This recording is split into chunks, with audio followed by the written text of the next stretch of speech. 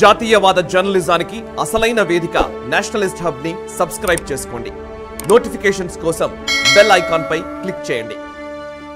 గిరిధర్ గారు, మీరు కశ్మీర్ చాలాసార్లు పర్యటించుంటారు. దాదాపు ఒక 5-10 సార్లు వెళ్ళి ఉంటారేమో, సంవత్సరానికి ఒకసారి వెళ్తుంటారేమో, అంతకంటే ఎక్కువ తిరుగుంటారు. సో అక్కడ ప్రజలు పల్స్ కూడా, వాళ్ళ అభిప్రాయాలు కూడా మీకు చాలా మందితో మాట్లాడి ఉంటారు. కశ్మీర్ ప్రజలు ఎప్పుడు దీన్ని ఇస్తారని అనుకో, మేబీ అందులో కూడా డిఫరెంట్ ఒపీనియన్స్ ఉండొచ్చు. ఈ చట్టాన్ని ఇక్కడ పెట్టడం ద్వారా డెఫినెట్గా వాళ్ళ మీద నిఘా ఉంటుంది. కొన్ని సందర్భాల్లో కొంతమంది సైనికులు కూడా ఈ యొక్క చట్టాన్ని దుర్వినియోగం చేసేటువంటి ఆరోపణలు కూడా వచ్చాయి. దానివల్ల కొంతమంది ఇబ్బందులు పడినటువంటి మాట వాస్తవం. కశ్మీర్ ప్రజలు ఏం కోరుకుంటున్నారు రైట్ నౌ? అంటే కశ్మీర్లో అందరూ కోరుకున్నట్టే వాళ్ళు కూడా శాంతి కోరుకుంటున్నారు, వాళ్ళు కూడా అభివృద్ధి కోరుకుంటున్నారు. అన్నిటికంటే కీలకమైనది ఏంటంటే, గతంలో కశ్మీర్ని వాళ్ళ కబ్జాలో పెట్టుకుని దాన్ని వాళ్ళ రాజ్యంగా, వాళ్ళ ఏదో జమీందారీగా వాళ్ళ వాడుకున్నటువంటి పొలిటికల్ పార్టీస్ ఏవైతే ఉన్నాయో, ఫారూక్ అబ్దుల్లా కావచ్చు, లేదా మన అబ్దుల్లాసు, తర్వాత ముఫ్తీ వాళ్ళ పార్టీ, వీళ్ళందరినీ నుంచి వాళ్ళకి విముక్తి కావాలని తప్పకుండా కోరుకుంటున్నారు. వాళ్ళు అక్కడ ఒక విధమైనటువంటి కొత్త నూతనత్వం రావాలి, కొత్త నాయకత్వం రావాలి అని తప్పకుండా కోరుకుంటున్నారు.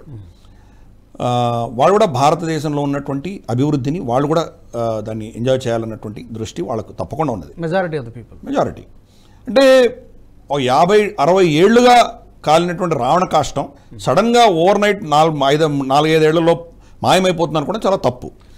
గతంలో భారతదేశాన్ని కోరుకునేటువంటి వాళ్ళు, ప్రేమించేటువంటి శక్తులు ఎవరైతే ఉన్నారో నోరు మెదపడానికి భయపడేవాళ్ళు ఈరోజు ధైర్యంగా వచ్చి వాళ్ళు ఏం చేయాలో చేస్తున్నారు.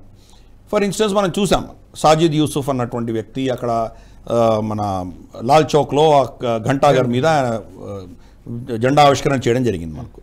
అలాగే మెహబూబా ముఫ్తీ, ఆవిడని అరెస్ట్ చేసే ముందర ఆవిడ ఒక ట్వీట్ చేసింది, ఆర్టికల్ 370 को कोई टच करेगा तो భారతీయ జెండాకో కందా దేనే వాళ్ళ కోయి నే రేగా అనింది ఆవిడ. అంటే దీనికి భుజం ఇచ్చేవాళ్ళు ఎవరు ఉండరు అని ఆవిడ స్టేట్మెంట్ ఇచ్చింది.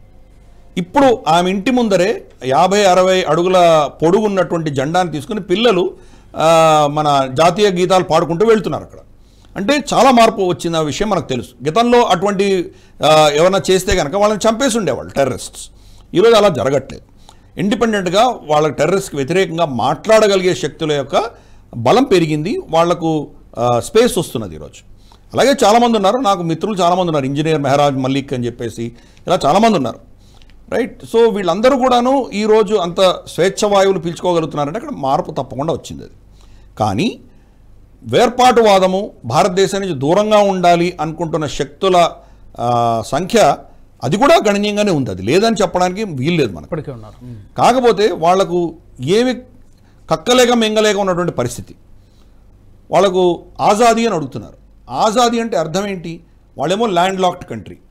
భారత సైన్యం కనుక అక్కడి నుంచి వెళ్ళిపోయిందంటే ఇమ్మీడియట్గా పాకిస్తాన్ వచ్చి కబ్జా చేసుకుంటుంది. పాకిస్తాన్ కబ్జాలో ఉన్నటువంటి పాకిస్తాన్ కబ్జాలో ఉన్న గిల్గిట్ బాల్టిస్తాన్ కావచ్చు, పాకిస్తాన్ కబ్జాలో ఉన్నటువంటి వెస్టర్న్ జమ్మూ కావచ్చు, దాన్ని మనం పీఓకే అని పిలుస్తాము. కాశ్మీర్ వాళ్ళ ఒక్క అంగుళం కూడా కాశ్మీర్ వాళ్ళ చేతిలో లేదు. వెస్టర్న్ జమ్మూ వాళ్ళ చేతిలో ఏదైతే ఉన్నదో అది కానీ, లేదా వాళ్ళ ఆక్రమిత గిల్గిట్ బాల్టిస్తాన్లో కానీ అక్కడ ప్రజల పరిస్థితి ఏంటో వీళ్ళు గమనిస్తున్నారు. దుర్భరమైన పరిస్థితుల్లో గిల్గిట్ బాల్టిస్తాన్లో ఈరోజు ఆర్ పార్ జోడ్దో, కర్గిల్ రాస్తా ఖోల్దో అని వాళ్ళు నినాదాలు చేస్తున్నారు వాళ్ళు. కాబట్టి వాళ్ళు భారతదేశంలో విలీనం అవ్వాలని కోరుకుంటున్న పరిస్థితి చూస్తున్నారు. దుర్భరమైన పరిస్థితిలో ఉన్నారు వాళ్ళు. తేళ్లు పాములు కుడితే కూడా వాళ్ళు మందులు లేనటువంటి పరిస్థితి, వాళ్ళు భోజనం చేయలేనటువంటి పరిస్థితి, ఎలక్ట్రిసిటీ లేదు అక్కడ. ఇవన్నీ చూస్తున్నారు ప్రజలు. అందుకనే ఒకవేళ ఆజాదీ అంటే దాన్ని ఏం చేస్తారు? పాకిస్తాన్ వచ్చి కబ్జా చేసేటువంటి ప్రమాదం ఉండదు. పాకిస్తాన్కి వెళ్దామంటే వాళ్ళకే మింగమెతుకులు లేవు, కాబట్టి అక్కడికి ఎలా వెళ్తారు? ఇది వాళ్ళలో అర్థమైంది వాళ్ళకి. కాబట్టి ప్రస్తుతానికి వాళ్ళు దేని లయింగ్లో, అంటే వాళ్ళు మనం గొడవపెట్టుకునే అవసరం లేదు, చూద్దాం, అవకాశం వచ్చినప్పుడు చూద్దామని వాళ్ళు కూడా ఒక విధమైనటువంటి స్తబ్దంలో ఉన్నారు వాళ్ళు. ప్రభుత్వం ఏం చేసిందంటే, ఆర్టికల్ 370 సవరణ కంటే ముందర ఫస్ట్ వాళ్ళ జమ్మూ కాశ్మీర్ బ్యాంక్ని టేక్ ఓవర్ చేశారు. ఆర్టికల్ 370 ఉన్నంత వరకు అక్కడ జరిగేటువంటి కార్యకలాపాలు మన ఆర్బీఐకి తెలిసేవి కావు, వాళ్ళు ఇష్టం వచ్చినట్టు చేసేవాళ్ళు. ఫర్ ఇన్స్టెన్స్ ఈ డిమానిటైజేషన్ అప్పుడు చాలా ఫ్రీగా వాళ్ళు కొత్త నోట్లని పనిచేశారు వాళ్ళందరికీ. అంటే ఫేక్ కరెన్సీ కావచ్చు, వాళ్ళ దగ్గర ఉన్నటువంటి పాత కరెన్సీ కావచ్చు, మనం క్యూలో నిలబడి చాలా కష్టపడి రోజుకి ఎంతనో కొంతనే అమౌంట్ వాళ్ళు ఇచ్చి ఇలా కష్టపడ్డాం. కాశ్మీర్లో అటువంటి పరిస్థితి ఏం లేదు. వాళ్ళకు ఇమ్మీడియట్గా మార్పిడి అయిపోయింది, వాళ్ళకి వచ్చేసింది.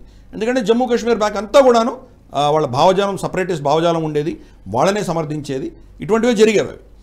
ఎప్పుడైతే ప్రభుత్వం దాన్ని టేక్ ఓవర్ చేసిందో, అంటే ఆర్టికల్ 370 సవరణ కంటే ముందరే టేక్ ఓవర్ చేయడంతో కంగుదిన్నారు వీళ్ళందరూ. క్రమేపీ భారత ప్రభుత్వం కంట్రోల్లో తీసుకుంది.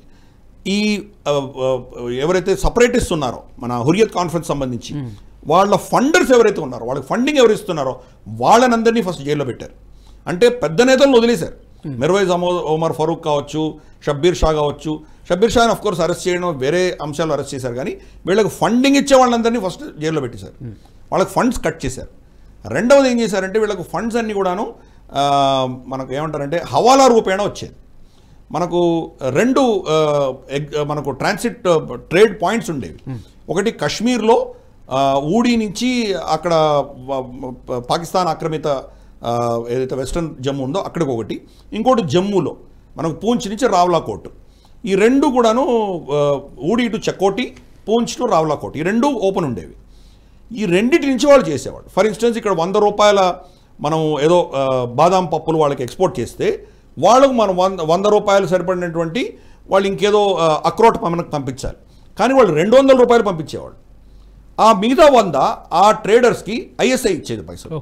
ఇక్కడ 200 వచ్చాయి కదా, వీళ్ళు ఈ 100ని మార్కెట్లో అమ్ముకుని ఆ 100ని టెర్రరిస్టులకు ఇచ్చేవాళ్ళు. ఎప్పుడైతే భారత ప్రభుత్వం ఈ 2 పాయింట్స్ని కట్ చేసేసామో, ట్రేడ్ జరగడానికి వీలు లేదు అని కంప్లీట్గా ఆపేసామో, ఆ రూట్ కూడా వీళ్ళు కట్ అయిపోయింది. దాంతో ఎటు నుంచి కూడా వీళ్ళకి ఫండింగ్ రాకుండా ఆపేయడంతో వీళ్ళు ఈరోజు పరిస్థితి అలా ఉన్నది. అక్కడ అన్ని రాళ్ళు కొట్టడానికి కూడా వాళ్ళ పైసలు వచ్చేవి, పైసలు లేవు వాళ్ళకు. కాబట్టి ప్రజలలో ఒక విధమైనటువంటి శాంతి ఉన్నది ఈరోజు. కానీ దీని వేర్పాటువాద భావజాలం కంప్లీట్గా సమిసిపోయింది అని అనుకోవడానికి వీల్లేదు. వాళ్ళకు కూడా గణనీయమైన సంఖ్య ఉన్నారు. కాకపోతే ఇప్పుడు వస్తున్నటువంటి అభివృద్ధి, ఇప్పుడు ఉన్నటువంటి స్వేచ్ఛావాయువు వాళ్ళు కూడా అనుభవిస్తున్నారు. కాబట్టి నోరు మెదలపకుండా ఉన్నారు. రేపటి రోజు ఏమన్నా కనుక బహుశా అక్కడ మనకు కేంద్ర ప్రభుత్వం వీక్గా ఉన్నటువంటి ప్రభుత్వం వచ్చో, లేదా మనం కొన్ని తప్పు స్టెప్పులు చేస్తేనో, అప్పుడు మళ్ళీ ఒక జ్వాలలాగా పేలడానికి సిద్ధంగా ఉన్నారు వాళ్ళు. కానీ దానికి నిప్పు పెట్టించడానికి పాకిస్తాన్ ఈరోజు క్షీణదశలో ఉంది కాబట్టి వాళ్ళకు సమర్థన అంటూ లేదు. ఎటొచ్చి పాకిస్తాన్ని వాడుకుంటున్న శక్తులు చాలా ఉన్నాయి. దాంట్లో చైనా, అమెరికా రెండూ చాలా కీలకమైనది. భారతదేశాన్ని కంట్రోల్ చేయడానికి ఈ 2 దేశాలు కూడా పాకిస్తాన్ వాడుకుంటాయి.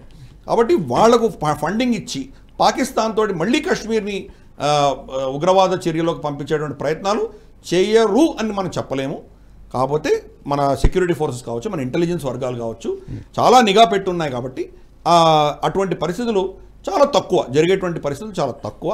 అన్లెస్ మన ప్రభుత్వమే చాలా ఏదో తప్పిదం చేసి దాన్ని వాళ్ళ చేతికి హస్తగతం చేస్తే కానీ జరిగేటువంటి పరిస్థితి కాదు. ఒక దశకం కావచ్చు, లేదా ఒక జనరేషన్ అందాం, ఒక జనరేషన్ అయిన తర్వాతే అక్కడ మనకు లాభాలు ఏంటో తెలుస్తాయి. ఇప్పుడు ఫస్ట్ క్లాసు, సెకండ్ క్లాసు ఉన్నటువంటి పిల్లవాడు వాడు 10-12 ఏళ్ళు వచ్చిన తర్వాత అతని భావజాలం ఏంటో మనకు అర్థమవుతుంది. గత దశకంలో ఉన్నటువంటి వ్యక్తులు ఆల్రెడీ రాళ్ళు కొట్టారు, వాళ్ళ భావజాలం ఏంటో మనకు తెలుసు. వాళ్ళు ఉద్యోగాలు వచ్చి వాళ్ళు పెద్దవాళ్ళు అయ్యి ఈ భావజాలం నుంచి దూరంగా వెళ్ళిపోయేటువంటి వరకు మనం వెయిట్ చేయాలి, అంత సమయం దాకా వెయిట్ చేయాలి. కాబట్టి ఓవర్ నైట్ ఇదంతా అయిపోతుందని మనం అనుకోవడానికి వీల్లేదు. ఓకే, ఈ వీడియో మీకు నచ్చినట్టయితే లైక్ చేయండి, 10 మందికి షేర్ చేయండి. అలాగే కామెంట్ల రూపంలో మీ అభిప్రాయాలను మాతో పంచుకోండి. Nationalist hub group of channels ను సబ్స్క్రైబ్ చేసుకుని తెలుగునాట జాతీయవాద జర్నలిజాన్ని ప్రోత్సహించండి. ఈ వీడియో కింద ఉన్న బెల్ ఐకాన్ పై క్లిక్ చేయడం మర్చిపోవద్దు.